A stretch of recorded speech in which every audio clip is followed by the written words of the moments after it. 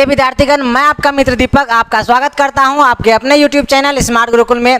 प्रिय विद्यार्थीगण, BCECE engineering वाले के लिए जो है काउंसलिंग का डेट और सीट मैट्रिक्स जो है निकल कर आ गई है। ऑफिशियल वेबसाइट पर जो है ये जारी कर दी गई है, आज कर दी गई है। तो मेरी ये होती है कि जैसे ही जानकारी आए आप तक मैं पहुंचा दूं। और आप लोग चूँकि बहुत समय से आप लोग इंतजार में थे कि BCECE जो है इंजीनियरिंग वाले की सर काउंसलिंग कब होगी और कौन से कॉलेज में कुल कितना सीट इस बार रह गई है सर, चूँकि सीट बहुत कम रह जाती है शेष, जिस वजह से जो है आप लोगों की एडमिशन कॉलेज तक आप लोग नहीं पहुँच पाते, ये गवर्नमेंट कॉलेज आप लोगों को नहीं मिल पाती, अर्थात एडमिशन नहीं हो पाती है। लेकिन इस बार ऐसा नहीं रहा है।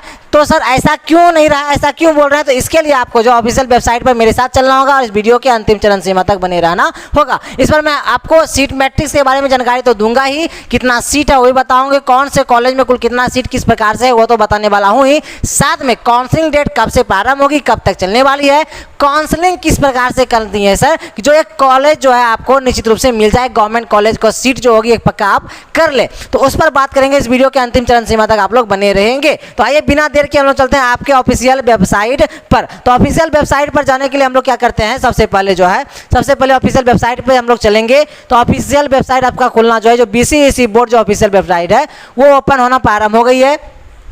जैसे ऑफिशियल वेबसाइट जो है ओपन होगी आपका, तो हम लोग क्या करेंगे, एक सेकेंड समय देंगे। हाँ, ऑफिशियल वेबसाइट के लिए तो हम लोग आगे बढ़ ही रहे हैं।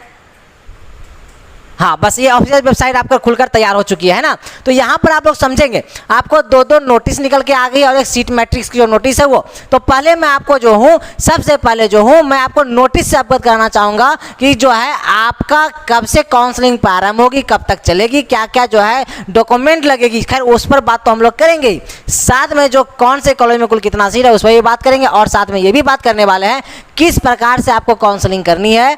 और आपको ये तो पता है ही, स्मार्ट गुरुकुल की जितने भी टीम है अनुभवशील है, सारे शिक्षकगण जो है मिलकर आपके काउंसलिंग में लगे रहते हैं। इसके पहले जो है आपके छोटे भाई पॉलिटेक्निक वाले के लिए, छोटी बहन पैरामेडिकल वाले के लिए, और भी अर्थात आप लोगों का भी पिछले वर्ष उसके पहले वर्ष से ही हम लोग काउंसलिंग करना प्रारंभ कर दिए। इससे होता क्या है कि आप लोगों को दिक्कत नहीं होती है, गवर्नमेंट कॉलेज जो है सावधानी पूर्वक मिल जाती है ना। तो बिना देर के हम लोग चलेंगे आपके ऑफिशियल वेबसाइट की ओर। तो ऑफिशियल वेबसाइट जो आपका है ओपन कर रहे हैं ना, तो ऑफिशियल वेबसाइट ये रही, खुलकर आपकी हो जाएगी अब तैयार। जैसे ही खुलेगी तो मैं आपको बताने वाला हूँ किस प्रकार से जो है आप काउंसलिंग करेंगे और वो डेट कब से कब तक चलने वाली है।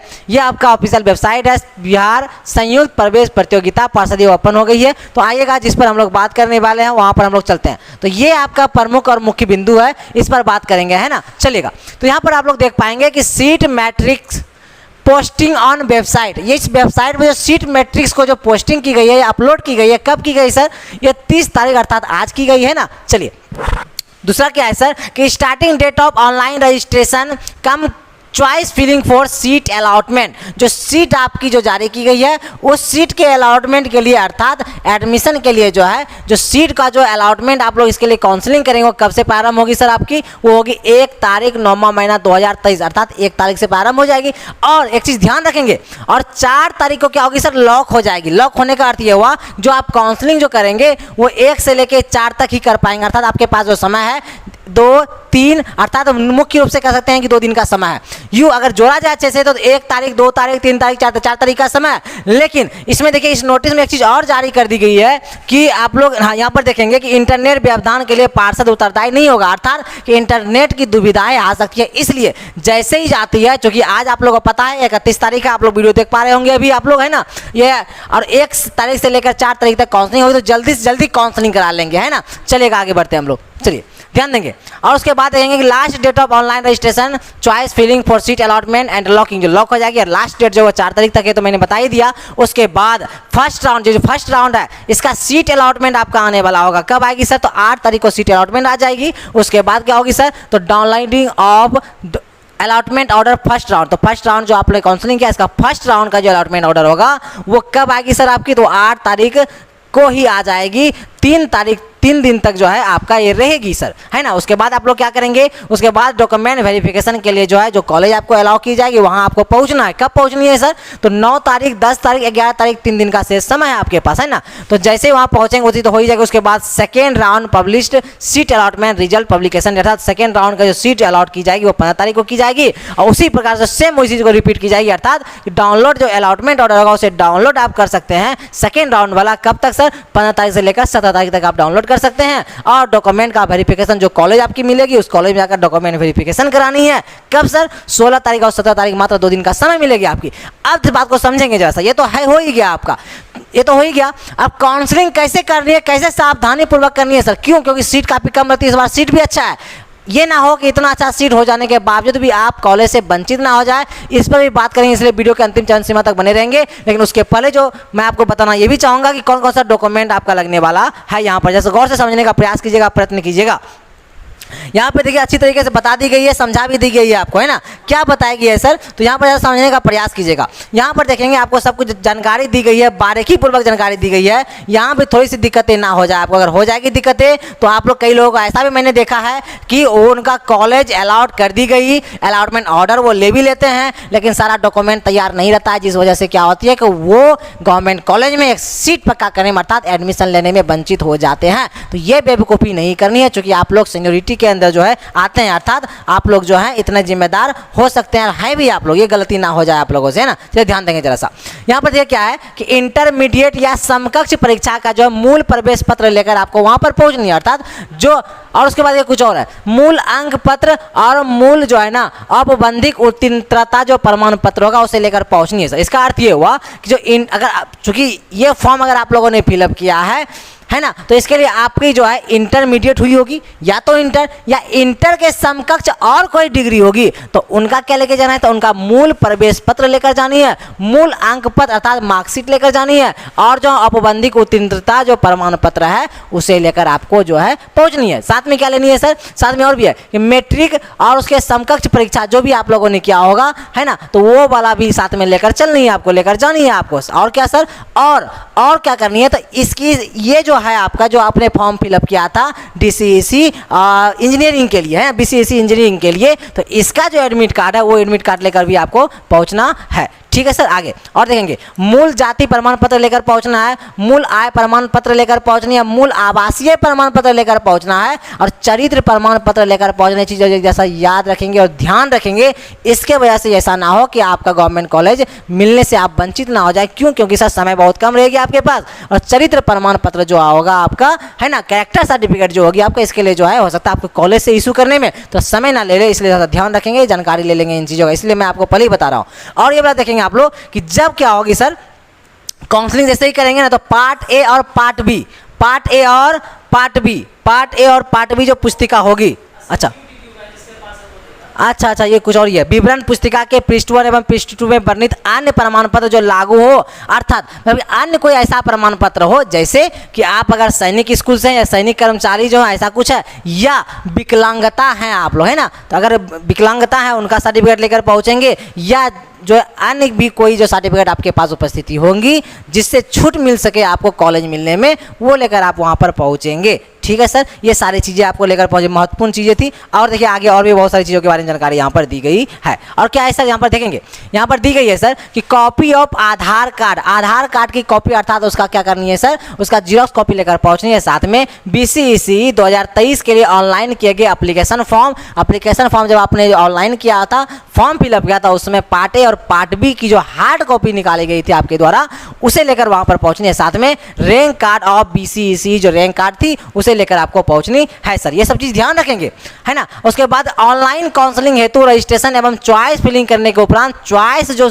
स्लिप की प्रीति होगी, अर्थात उसका जो फोटो स्टेट होगा, अर्थात उसका जो जीरोक्स कॉपी होगी, है ना, तो उसे भी लेकर पहुंचनी है। जो अभी आप चॉइस फिलिंग करेंगे कॉलेज के लिए वो भी लेकर आपको पहुंचनी है सर। इसलिए ध्यान रखेंगे, सारा डॉक्यूमेंट एक साथ व्यवस्थित करके रखेंगे। उसके साथ देखिए देखेंगे कि डाउनलोड किए गए प्रोविजनल अलॉटमेंट और जो अलॉटमेंट ऑर्डर उसके बाद आएगी उसे जो डाउनलोड करेंगे उसे भी लेकर आपको वहाँ पर उपस्थित होनी है। साथ में वेरिफिकेशन स्लिप जो होगी, जाँच पर्ची जो होगी, 2 कॉपी लेकर जो है उसे डाउनलोड करके 2 कॉपी को लेकर पहुँचनी है। साथ में बायोमेट्रिक फॉर्म जो होगी वो 1 कॉपी जो है लेकर वहाँ पर पहुँचनी है सर, है ना। ये सारे डॉक्यूमेंट लेकर आपको वहाँ पर पहुँचनी है। चलिएगा आगे देख लेंगे। ये सारा कुछ तो हो ही गई सर। अब देखिए महत्वपूर्ण बातें जो है उस पर जैसा बात करेंगे, उसके बाद हम लोग चलेंगे आपको सीट मैट्रिक्स की ओर भी लेकर आपको हम चलने वाले हैं, लेकिन उसके ऊपर थोड़ा ध्यान देने का प्रयत्न कीजिएगा, प्रयास कीजिएगा। तो क्या ध्यान देनी है सर? तो ध्यान देने का प्रयास कीजिएगा जो मैं आपको बताने वाला हूँ। तो ध्यान देंगे, तो ध्यान देंगे, तो ध्यान देंगे। क्या ध्यान देनी है सर? ध्यान ये देनी है बाबू मेरे कि आप लोग देख सकते हैं कि जिस प्रकार से मैंने आपको बताया कि काउंसलिंग डेट कब से प्रारंभ होगी, कब तक चलने वाली, क्या क्या डॉक्यूमेंट रखनी है, तो मैंने आपको बता ही दिया। लेकिन सबसे महत्वपूर्ण बात कि आप जो काउंसलिंग करेंगे, अभी तो मैं आपको बताने वाला हूं कि सीट मैट्रिक्स की स्थिति कितना सीट है। खैर अन्य जो ईयर में सीट जितना रह जाती थी उससे ज़्यादा सीट इस बार है। उसके बावजूद आप जो है एक गवर्नमेंट कॉलेज लेने से, एडमिशन कराने से वंचित ना हो जाए, इसलिए स्मार्ट गुरुकुल के यहाँ के जो मेंबर, यहाँ के जो शिक्षक हैं, जितना भी यहाँ के अनुभवशील जो शिक्षक हैं, उनके द्वारा आपकी काउंसलिंग करने के लिए इस बार सोचा गया। इसके पहले भी सोची गई थी और हम लोग हमेशा जो है कि अपने विद्यार्थी के पीछे क्या करते हैं, हमेशा तत्पर रहते हैं उनकी सेवा करने में, है ना। तो ध्यान देंगे, इस बार भी काउंसलिंग की प्रक्रिया हम लोग करने के लिए सोच रहे हैं। सोचा नहीं जा रहा, बिल्कुल निश्चित रूप से सोचा जा चुका है। बस आप लोग क्या करेंगे, एक बार कॉन्टैक्ट करनी पड़ेगी आप लोगों को। किस नंबर पर सर? तो कॉन्टैक्ट करनी पड़ेगी आप लोगों को इस नंबर पर 81025816 इस नंबर पे कांटेक्ट करनी है। ये अमन सर का नंबर है। किसका नंबर है सर? ये अमन सर का नंबर है। ये नंबर पर आपको करनी है सर कांटेक्ट। किस लिए सर? काउंसलिंग के लिए कांटेक्ट करनी है, और साथ में काउंसलिंग कैसे किया जाए और काउंसलिंग में क्या क्या जो है दुविधा होती है, उस दुविधा से कैसे बचा जाए या कोई त्रुटि ना हो, इन सब की जानकारी जो है इस नंबर पे कॉल करके अमन सर से आप पूछ सकते हैं, जानकारी आप ले सकते हैं गहनतापूर्वक। साथ में अगर आपकी इच्छा हो कि आपका काउंसलिंग हम लोगों के क्षेत्र छाया में हो, अर्थात अनुभवशील जितने भी शिक्षक हैं उनके क्षेत्र छाया में हो, तो आप लोग निश्चित रूप से सर से बात करेंगे और सर से ये भी बोलेंगे सर मुझे काउंसलिंग यहाँ से ही करानी है। क्यों? क्योंकि मुझे गवर्नमेंट सीट पक्का इस बार करनी है। ओके, तो इतनी सी आपको करनी है। अब थोड़ा सा समय देंगे आप लोग सीट मैट्रिक्स के लिए। बहुत सारा सीट आपके पास शेष रह गई है इस बार, सीट भी बहुत सारी इस बार निकल कर आपके समक्ष आई हुई है। ओके, तो सीट मैट्रिक्स के बारे में थोड़ा हम लोग देख ले, जरा सा ध्यान देंगे।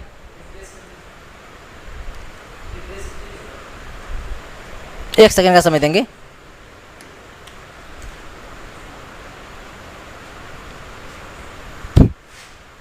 चलिएगा,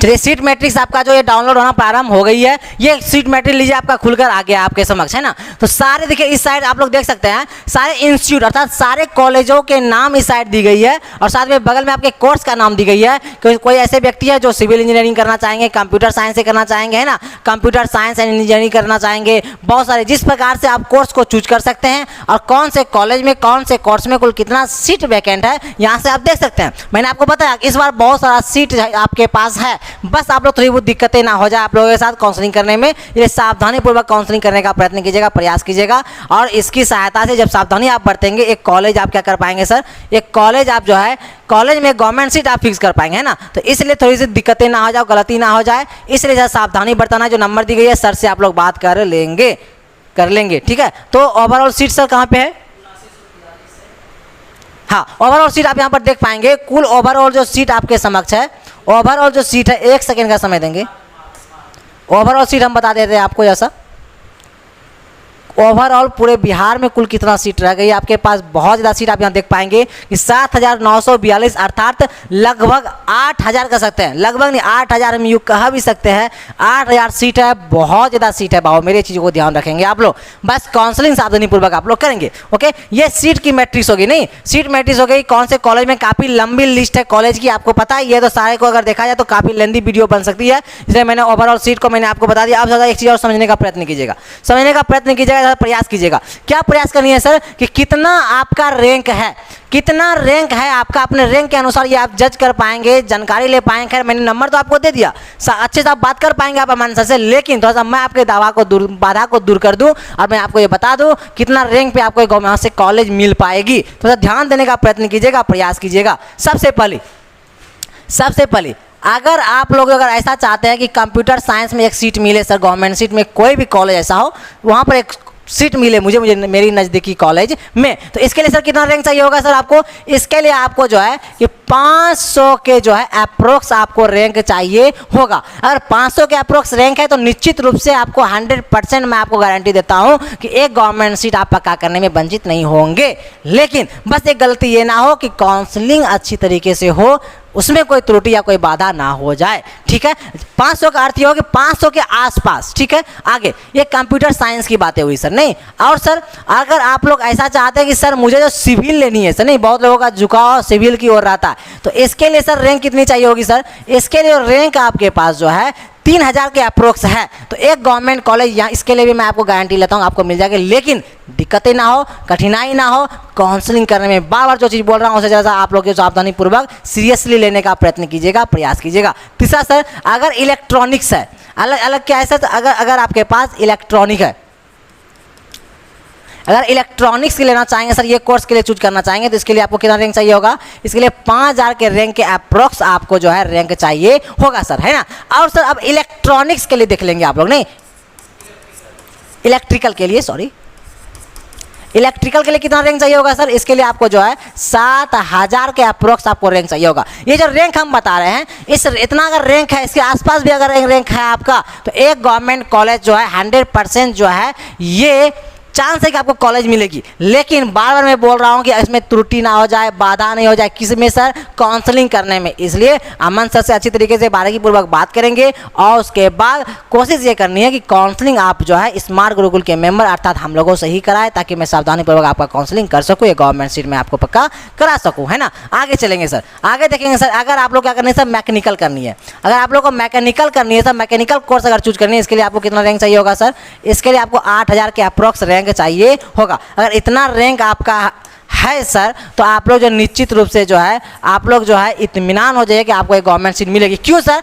इसलिए क्योंकि सीट इस बार बहुत ही ज़्यादा सीट है सर, नहीं मतलब कि अन्य सालों के मुकाबले इस बार जो सीट है बहुत ज़्यादा सीट है सर। ये चीज़ को आपको समझनी पड़ेगी, ठीक है। ये चीज़ ऐसा करते हैं आप लोग समझ गए होंगे सर, नहीं, क्योंकि आपका सीट जो है काफ़ी ऊपर से बढ़ते बढ़ते बहुत कम सीट बच जाती है। क्योंकि आपको पता है कि पहले जेईई मेंस वाले आपके सीट में आकर फाइट करते हैं, जेईई मेंस के बाद आपका एलई वाले आकर फाइट करते हैं, और एलई वाले के बाद तब जाकर आपके पास जो शेष सीट रह जाती है। लेकिन हो सकता है ऊपर वाले को रैंक अच्छे से नहीं हो पा रही होगी इस बार, तो इसलिए आपका सीट इतना बच पाई है, शेष रह गई है। ये आपका सुनहरा अवसर है, इस अवसर को आप लोग जो है ना ऐसे ना जाने दे। आप लोग गवर्नमेंट सीट इस बार पक्का कर ले, मेरी यही आशा होगी, है ना। तो आशा करते हैं कि आपको जो है जो भी दुविधाएं थी, जो भी बातें थी, मैं आपको समझा पाया हूँगा। अब आगे आपकी जिम्मेदारी कुछ होती है तो उस जिम्मेदारी को आप लोग निभाने का प्रयत्न कीजिएगा, प्रयास कीजिएगा। मैं दीपक वर्तमान समय में आपसे मैं विदा ले रहा हूँ, फिर मैं मिलूंगा एक नए वीडियो के साथ, नए जो है सूचनाओं के साथ। और